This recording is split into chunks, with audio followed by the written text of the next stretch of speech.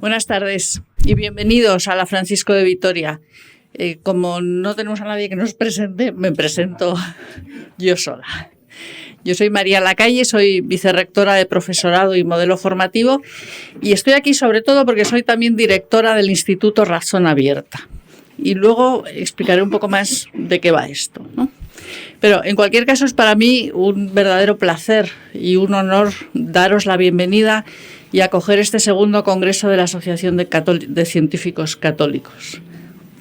Estaba pensando antes que seguramente si saliéramos por ahí a hablar de este congreso, muchos dirían, ¿científicos católicos? ¿Qué es eso, no? Y incluso seguramente habrá gente que considere que poner católico unido a científico le resta como seriedad y rigor, ¿no?, al término científico.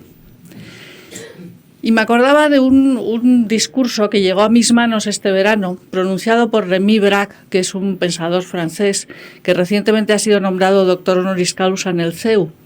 Y él se planteaba una pregunta similar sobre la universidad católica. Y decía lo mismo, decía, para muchos universidad y católica son dos términos irreconciliables, porque no se puede poner un adjetivo a algo que tiene que ser universal. Y en cambio él defendía una tesis muy interesante y él decía, universidad católica es realmente una tautología. Entonces, os animo a buscar el discurso que está colgado en la página del CEU y a leerla. Pero yo voy a insistir un poco en algo que él también mencionaba a propósito de esta tesis que desarrolla en el discurso, y que es que la universidad es la casa donde se busca la verdad. Así la definía también Benedicto XVI en aquel encuentro, seguro que muchos de vosotros estuvisteis en el Escorial en 2011. La casa donde se busca la verdad. ¿Y dónde mejor se puede buscar la verdad que en una casa y por parte de unos científicos que creemos en un Dios creador que ha creado un mundo que es bueno y que es digno de ser redimido? Y por lo tanto, toda la verdad, toda la realidad tiene en ella pues, verdad y bondad y belleza. Y no hay nada en la realidad que pueda ser, no sé, sospechoso o peligroso. Entonces, buscamos la verdad con esa pasión que viene del mismo reconocimiento de la belleza que muestra la realidad, que es reflejo de la bondad que hay en su interior. Y la buscamos con la razón, que es el medio que tenemos. Lo que pasa es que somos limitados y cada uno, como mucho, puede aspirar a conocer un poquito, una parcela de la realidad. Y por eso necesitamos entrar en diálogo con los demás que conocen otras parcelas de la realidad y confrontar nuestros argumentos y juntos llegar a profundidades a las que solos nunca llegaríamos.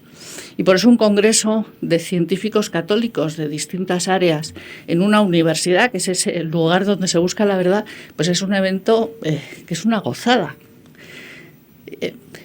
Y en esa búsqueda y en ese diálogo con los demás científicos que dominan o por lo menos conocen un poco una parcelita de la realidad, Benedicto XVI también nos pide que ampliemos de otra manera los límites de la razón. Habla de la razón ampliada, de la razón abierta. Y nos advierte contra ese reduccionismo de la razón que se ha instalado en tantas universidades en el mundo desde hace unas décadas y que nos lleva a pensar que solo podemos conocer lo que es verificable por los sentidos. Y por lo tanto lleva unas veces al cientificismo, otras veces al escepticismo. Y nosotros sabemos que tenemos que ampliar esos límites que o a veces nos autoimponemos, sabiendo que podemos conocer más allá de lo verificable por los sentidos. Y con esto no estoy queriendo decir que la especialización sea mala o un problema, ni que el método científico sea malo, ni muchísimo menos. La especialización es necesaria, no podemos abarcar todas las dimensiones de la realidad y el método científico pues es fantástico. El problema está en tomar la parte por el todo y en creernos que con nuestra parcelita de la realidad lo podemos explicar todo, o en querer responder a todas las preguntas con el método científico. O quizá peor, querer formular solo las preguntas que puede responder el método científico. porque sabemos que hay muchas preguntas que hacerle a la realidad que no las puede responder nuestra propia ciencia, que solo se pueden responder en diálogo con otras ciencias y que cuando llegamos a la frontera trascienden el método científico y tenemos que recurrir a la filosofía y a la teología. Desde luego, echando un vistazo al programa, pues es fácil ver que ninguna de las preguntas y de las cuestiones que ahí se abordan se pueden responder exclusivamente desde una ciencia ni desde el método científico, sino que tenemos que abrirnos a ese diálogo entre las ciencias y dejar paso y dejarnos iluminar por la metafísica y por la teología y por la fe. Así es que es un placer recibiros aquí y ahora voy a meter una cuñita publicitaria sobre los premios Razón Abierta. Decía al principio que dirijo el Instituto Razón Abierta. ¿Qué es lo que pretendemos con este instituto en esta casa? Pues siguiendo las enseñanzas de Benedicto XVI, pretendemos que los profesores y los investigadores miren sus disciplinas desde esa razón abierta y enseñen sus disciplinas desde esa razón abierta, suscitando preguntas o logrando, mejor dicho, que los alumnos se formulen esas preguntas que se refieren al objeto de su ciencia, pero también a su vida, al sentido de las cosas. Preguntan que van más allá, que se suscitan, que surgen a través de la ciencia, pero van más allá de la ciencia particular. Y para esto, bueno, pues trabajamos mucho dentro y también hacia afuera, tratando de localizar por el mundo personas que ya han emprendido este camino y que ya han obtenido resultados valiosos en este camino para que luego, cogiéndonos de su mano, nos ayuden, como es el caso del profesor Javier Sánchez Cañizares, que está aquí con nosotros y que fue premio Razón Abierta hace un par de ediciones. Entonces, quiero animaros a entrar en la web, ver las bases, entender bien qué es lo que buscamos con estos premios Razón Abierta, que es esa ciencia en diálogo con la filosofía o la teología, y que os animáis a presentaros. Tenemos unos buenos premios de 25.000 euros cada uno. Y bueno, y los ganéis o no, vamos a colaborar entre todos porque tenemos que generar una ciencia nueva, un conocimiento nuevo que ayude a transformar el mundo, que al final yo creo que es la aspiración de todos nosotros. No buscar solo lo útil, lo inmediatamente útil, sino lo bueno para el bien común. Así es que, sin más, bienvenidos y espero que disfrutéis de vuestra estancia en la Francisco de Vitoria.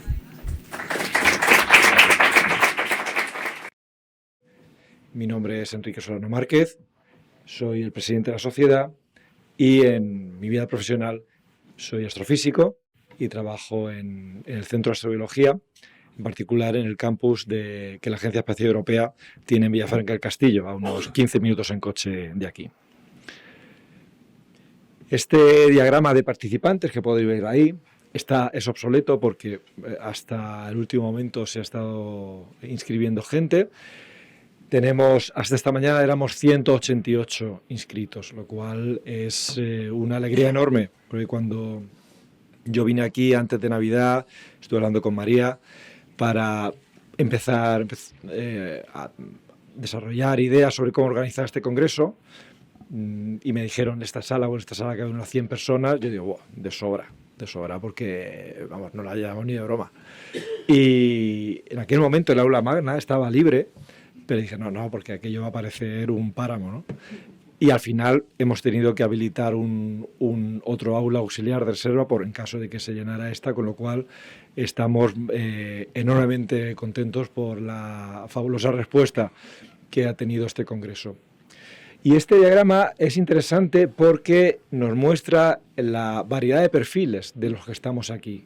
Tenemos por un lado estudiantes de secundaria, porque en paralelo a este congreso hay un concurso, el primer concurso de la sociedad,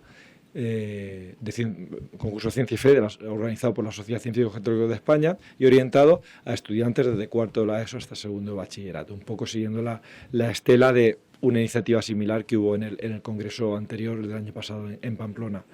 Entonces, pues aquí tenemos entre nosotros estudiantes de secundaria, con algunos de ellos he tenido la oportunidad de hablar antes, y lo que les he dicho es que bueno, independientemente de que ganen o no ganen el concurso, tienen sus pósters expuestos en la sala donde tendremos la cena esta noche y donde serán las pausas para café. Os invito desde aquí a echar un vistazo a estos pósters. Yo no estuve en el jurado del concurso, pero el jurado me dijo que el nivel fue muy alto. O sea, fue realmente muy difícil dar los premios, que, como digo, se anunciarán mañana a última hora. Pero independientemente de que uno gane o no gane el premio, que disfruten la estancia aquí. Porque, bueno, yo recuerdo, pues, estando todavía en bachiller, tuve que ir un día también a una prueba a la universidad, y eso, como ir al sitio de los mayores y donde uno va a estar de mayor, como que, no sé. Entonces, bueno, pues que disfruten estando aquí este rato, que no se preocupen si no entienden mucho, porque a los mayores nos pasa lo mismo, o sea, no entendemos todo de todo, con lo cual eso no es problema.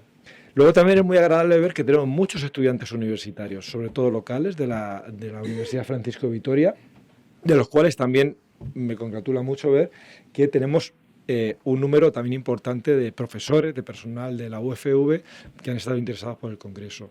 Realmente es muy agradable ver cómo pues la sede que nos acoge, pues este Congreso, pues ha suscitado mucho interés. Y luego tenemos ponentes y finalmente, pues, socios de lo que es la sociedad, ¿no?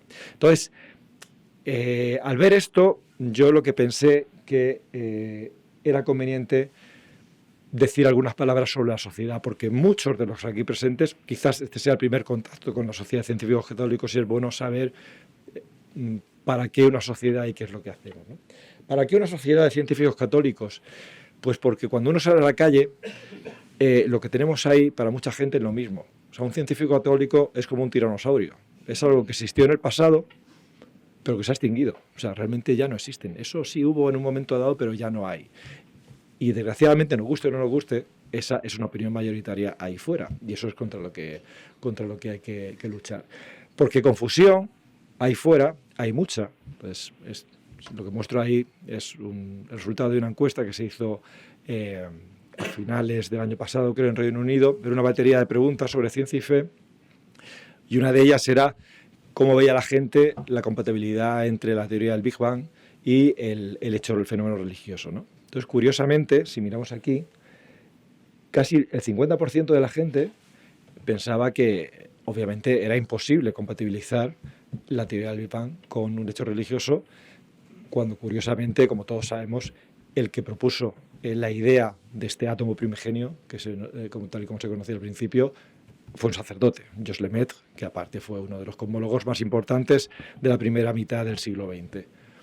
O incluso más sorprendente, por lo menos a mí, resulta esta otra encuesta, que esto se realizó en 2017 en diferentes centros de Estados Unidos. Estaba orientado a adolescentes entre 15 y 25 años que habían abandonado la fe católica. Y entonces se le ponía una batería de motivos por los cuales habían abandonado esa fe y tenían que hacer un ranking, ¿no?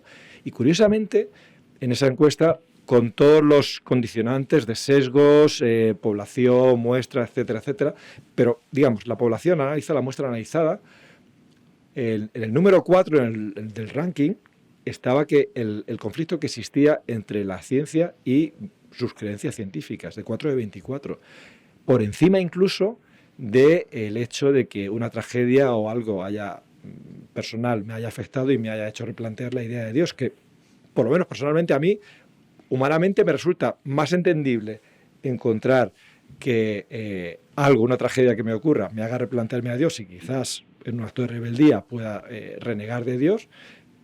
Entiendo que eso tiene que estar como muchísimo más por encima de ese hipotético conflicto entre ciencia y religión, ¿vale? Entonces, claramente aquí tenemos un problema. Es un problema grande.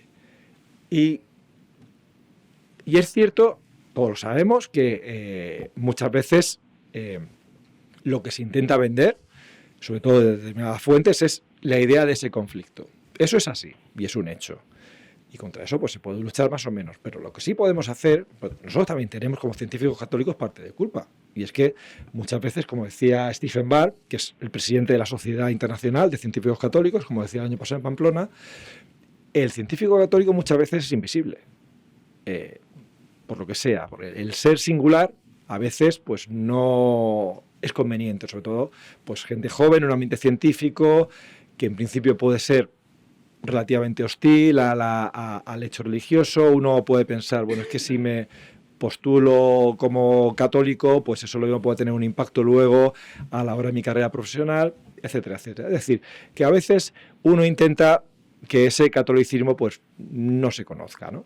Y eso al final lo que hace es crear un círculo vicioso, porque si tú no te muestras como católico, cuando salga a mostrarse como católico, pues al final el científico no católico va a decir, si es que no hay científicos católicos. O sea, yo, lo mismo lo tienes en el despacho de al lado, pero yo es que no conozco a ninguno. Y como digo, este círculo vicioso es el que hay que romper. Y es lo que nos dice también este señor de aquí, que es el director del Observatorio Astronómico del Vaticano. Para aquellos que no lo sepáis, el Vaticano tiene un observatorio astronómico, no histórico, en funcionamiento, y se hace astrofísica desde él. Nos viene a decir eso, que es necesario que el científico católico dé un paso adelante y se muestre como tal en los ámbitos en donde se tenga que mostrar como tal. Y ese fue un poco el germen de esta sociedad, la Sociedad de Científicos Católicos, que surgió, es relativamente reciente, surgió en 2016, por un grupo muy reducido de personas. Stephen Barr, que es el director actual, con 5 amigos. 5, literalmente, eran 6 en total. Y a partir de ahí pues ha ido creciendo hasta los números actuales, que es alrededor de unas 2.000 personas en más de 50 países. En algunos de estos países, en particular en España, se alcanzó una masa crítica de miembros como para constituir lo que se conoce con el nombre de sección o chapter en la jerga que se utiliza dentro de la sociedad. Como digo, no es algo independiente, pertenece a lo que es la sociedad internacional, pero adquiere una identidad propia para desarrollar una serie de líneas de trabajo que sean interesantes para ese grupo de personas que componen la sección. La foto que tenéis aquí corresponde al primer congreso que realizamos el año pasado, por estas fechas, también en Pamplona, y que organizó de manera estupenda Javier Sánchez Cañizares, entre otros. Y bueno, a partir de aquí, este fue nuestro punto de partida oficial. Podéis entrar, si veis, esta es nuestra web, científicoscatólicos.com, científicos católicos todo junto, y ahí podéis entrar en las distintas secciones para ver qué cosas hacemos. Yo lo he intentado resumir aquí, pues colaboración con otros grupos con intereses similares. Muchos de vosotros, quizás no sois miembros de la sociedad, pero sois de estos grupos con los que a lo largo de este año hemos contactado e intentamos colaborar en lo que sea interesante para ambos, relación con medio de educación, actividades educativas, difundir esta idea de que no me quedaría solamente con que la ciencia y la fe son compatibles. Es más que eso, son complementarias, son dos maneras de conocer mucho mejor la realidad, ¿vale? Redes sociales, etcétera, etcétera. Como decía, este es el segundo congreso, el primero tuvo lugar hace un año. Si entráis en la sección de eventos, pues ahí tenéis tanto las ponencias grabadas, que son muy interesantes, yo recomiendo encarecidamente que le echéis un vistazo porque son muy, muy interesantes, y también, pues, digamos, cómo aparecieron medios en diferentes medios de comunicación. Y ya por terminar y dar paso ya a la primera sesión del Congreso, recordaros un poco cómo está estructurado este Congreso. Hoy tenemos 2 sesiones, la primera que empieza justo cuando yo me calle, que es la de biografía de científicos católicos españoles, que es un tema muy interesante, que coordina Ignacio del Villar, que está aquí delante también. Es muy interesante porque es necesario también romper un poco con la leyenda negra de que en España nunca se ha hecho ciencia. En España se hace ciencia incluso a pesar del sistema, como ocurre ahora, ¿no? Y ha habido científicos muy brillantes. Y siendo España un país eminentemente católico, lo más normal es que esos científicos también sean católicos y han realizado aportaciones muy relevantes en distintas disciplinas científicas, y es bueno que la gente los conozca, ¿no? Es un poco la línea en la que Ignacio coordina. Y pues en esta primera sesión lo que veremos serán 3-4 biografías de algunos de estos científicos católicos españoles. Luego pasaremos a lo que es la cena, que no es aquí, las cenas y los cafés es yendo para allá, el edificio H. Y ahí tendremos lo que se llaman las mesas temáticas. ¿Qué es esto de las mesas temáticas? Pues la idea era tener un entorno en donde sobre todo la gente joven, al final todos somos científicos, todos somos profesionales, todos hemos ido a congresos y yo creo que todos tenemos la sensación de cuando mejor hemos interaccionado con otros colegas, no ha sido tanto durante las sesiones, durante el turno de preguntas, sino luego en el café o en las cenas, o yendo desde el metro al sitio del congreso, porque digamos que ahí como que la interacción es mucho más fluida, ¿no? Y yo quería eso sobre todo para la gente joven. Como habéis visto antes, teníamos mucha gente joven. Y la gente joven en las sesiones formales no pregunta, porque a todos nos ha pasado. Porque uno piensa, voy a decir la tontería del siglo, y en la edición 15 del Congreso todavía se están acordando de la pregunta que hice. Entonces, la gente no va a preguntar. Entonces, lo que yo quería es romper esa barrera y encontrar algo en donde la gente pudiera estar lo suficientemente cómoda como para hacer cualquier tipo de pregunta. Entonces elegimos 6 temas de 6 temas, 6 mesas, cada una con un tema. Y la idea es esa. Esta noche la cena es tipo buffet, con lo cual uno coge un plato y está por ahí pululando, se puede acercar a una mesa, estar un rato, cada mesa se repetirá cada 20 minutos, con lo cual uno puede estar en 3 mesas, de hecho íntegramente, es decir, por si es que a mí me interesa esta mesa y la otra también, bueno, pues uno puede estar hasta en 3 mesas, o en ninguna y estar cenando tranquilamente en otro lado, o viendo los pósteres, o lo que sea, pero digamos que existe la posibilidad de adherirse a hasta 3 mesas temáticas. Un poco la idea esa de que tener un ambiente, no solo los jóvenes, sino también los que también somos jóvenes, pero un poco menos jóvenes, pues tengamos ese ambiente relajado para conversar, aprender, debatir de un determinado tema. Luego ya mañana mañana es el día duro, empezaremos con la sesión de tecnología y ética, tendremos una mesa redonda, cuyo tema es el científico católico y los medios de comunicación, cómo se nos ve desde los medios de comunicación, si somos invisibles, por qué somos invisibles, cómo podemos dejar de ser invisibles, cómo podemos tener más visibilidad, qué tenemos que hacer nosotros, qué hacemos mal, qué hacen mal ellos, en fin, todo este tipo de cosas. Luego hay una sesión tipo cajón desastre de ciencia y fe en el siglo XXI. Creo que eso ya es por la tarde, entre el 4 y el 5 tenemos la comida.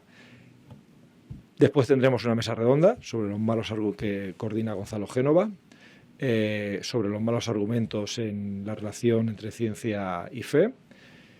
Y bueno, para aquellos que hayan sobrevivido a todo el día, pues tendrán el premio de la cena al final del día. Y el sábado tendremos la sesión de creación y evolución, con el primer concurso, terminaremos lo que es el congreso con el primer concurso. Los ganadores del concurso de los estudiantes secundaria se anuncia al final del viernes, justo antes de la cena, y aquí los 3 ganadores tendrán que exponer sus trabajos y la idea es que aparte de eso haya un debate entre todos no solamente entre los 3 ganadores, sino entre todos los alumnos que han presentado un trabajo. Importante también saber que tanto mañana como el sábado comenzaremos a las 8:30 con una misa. Qué mejor manera de empezar un congreso científico católico que con la Santa Misa. También una sesión de pósteres, no solo de colegios, sino también hay participantes que han querido presentar su trabajo en este congreso y también los tenemos donde tenemos las mesas temáticas y el café. En paralelo hoy y mañana, si veis cámaras por algún sitio, yo creo que están por allí en otro edificio, estamos compaginando el congreso con unas grabaciones de una serie de capítulos sobre científicos católicos españoles, de una serie que estamos preparando en colaboración con la cadena EWTN. Y luego me he apuntado ahí un par de cositas para que no se me olvidara. Una, si alguien necesita algún certificado de asistencia, sobre todo la gente joven, pues que me contacte y yo se lo pasaré, no estos días, o sea, la semana que viene, estos días no. Pero bueno, que si alguien lo necesita para lo que sea, pues que me lo pida y yo lo hago. Y 2, en principio, tema de derecho de imagen y tal, en principio las sesiones se están grabando, pero solamente se graban los ponentes. Los ponentes se han tenido que firmar un documento de cesión de derechos de imagen. El público no se está grabando, porque se está emitiendo en directo y además luego se colgará en alguna red social, en YouTube o en lo que sea. Pero sí que es verdad que pues como habéis visto, se van a hacer fotos del público, del ponente, en algún momento. Entonces, y esas fotos, pues se hará una selección y algunas de ellas se colgarán en la web nuestra. Entonces, si alguien no tiene algún problema en aparecer en las fotos, pues es bueno saberlo para intentar evitar un problema potencial, ¿vale? Entonces, bueno, pues que nos lo comunique, nos lo diga y lo tendremos en cuenta, porque si no, pues como habéis visto, pues habrá un fotógrafo o habrá alguien del comité local pues haciendo alguna foto del público, del ponente, lo que sea, ¿vale? Y para terminar, bueno, no sabemos cómo va a terminar esto, pero hemos empezado. Ya llevamos media hora y de momento el mundo no se ha hundido. Con lo cual, bueno, no está mal. Yo desde aquí quiero dar infinitas gracias a la Universidad Francisco de Vitoria. Se lo comentaba a María antes, probablemente si yo hubiera organizado esto en mi centro de trabajo hubiera tenido muchísimas más pegas que las que he tenido organizándolo aquí, donde nos hemos sentido realmente muy amparados y como en casa. Desde pues, la primera vez que comimos antes de Navidad y hablamos del Congreso, sin saber muy bien cómo iba a ser el Congreso, sino quiero organizar un Congreso. ¿Y cómo va a ser el Congreso? Pues no lo sé muy bien. Pero bueno, desde entonces hasta ahora, pues toda esta gente, los alumnos que están por aquí del LOC con los micrófonos, Laura, que ha estado prácticamente en todos los correos. En cualquier cosa que pedía aparecía Laura o bien en copia o bien contestando. Bueno, María, Beatriz, Thais, Ana, Mónica, Bárbara. Se me está olvidando gente, pero esa gente va en los puntos suspensivos, lo que pasa es que no lo veis bien, pero es que ha habido un montón de gente. Y ya sí, en letra gorda, Daniel Marcos, que ha sido mi contacto, mi enlace aquí con la universidad y con el que ha trabajado de manera espectacular. O sea, no había problema que no fuera capaz de resolver, con lo cual yo me he sentido, como digo, súper apoyado por todos los... por todo el staff de la UFV, y luego por nuestro lado pues también agradecer todo el apoyo y el esfuerzo pues de la Junta Directiva, por supuesto, agradecer a los ponentes, a los moderadores el haberse ofrecido o haber aceptado nuestra invitación para participar en este congreso, a los responsables de las mesas temáticas por haberse ofrecido a coordinarlas, por supuesto a los participantes por vuestro interés en el congreso, a la gente que desarrolló el vídeo promocional del Congreso, que seguro que no lo habéis visto, pero está muy chulo, son 2 minutos. Entrar en la página web, que son 2 minutos, y Irene se le ocurrió en julio, y con Verónica que también, y Bea Gil también apoyaron. El jurado del concurso, que bueno, pues estuvo mirando, estuvo revisando y estudiando los trabajos de los estudiantes secundarios. Juan Manuel Pineda, que fue la persona que desarrolló, entre otras cosas, el logo que aparece en las camisetas que alguno de vosotros habéis pedido. Ahí no he puesto sus puntos suspensivos, pero también me estoy dejando gente. Pero bueno, quiero decir que yo estoy aquí ahora hablando, pero esto no sale porque por una persona, sino hay mucha gente detrás y todos remándose en el mismo sentido. Bueno, vamos ya 4 minutos de retraso. Me paro aquí y bueno, espero que, igual que decía a los estudiantes de secundaria, que el resto también disfrutemos mucho de estos días, a pesar de que no va a llover, pero bueno, ¿qué vamos a hacer? Eso ya no podemos hacer nada. Que disfrutemos mucho estos días por aquí, que sea muy fructífero estas jornadas y pues nada, bienvenidos al Congreso.